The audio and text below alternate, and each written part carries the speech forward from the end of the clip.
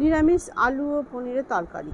কড়াইতে তেল দিয়ে গরম হলে তাতে নুন দিয়ে ডুমো করে কেটে রাখা পনিরগুলো ভেজে আমি তুলে রেখে দিলাম।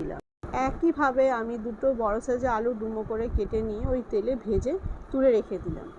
একটি মিক্সিতে কিছু পরিমাণ কাজু, পোস্ত আর কাঁচা লঙ্কা পেস্ট করে রেখে দিলাম।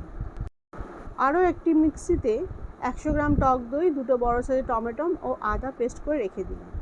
এবার একটি বাটিতে লঙ্কা গুঁড়ো ও হলুদ গুঁড়োর মধ্যে জল দিয়ে গুলে কিছুক্ষণ রেখে দিলাম।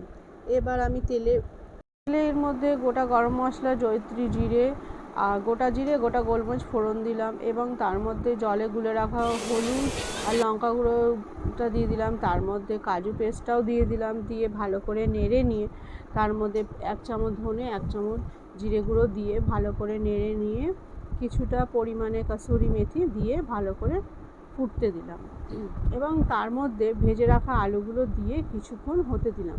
পুরো রান্নাটি বন্ধুরা আমি ধিমে আঁচে করেছি। তার মধ্যে আমি ভেজে রাখা পনিরগুলো দিয়ে ভালো করে নেড়ে নিয়ে তার উপর জলটা শুকিয়ে গেলে তার উপরে আমি কসুরি মেথি ও কিছু পরিমাণ চিনি দিয়ে আমি নামিয়ে নিলাম।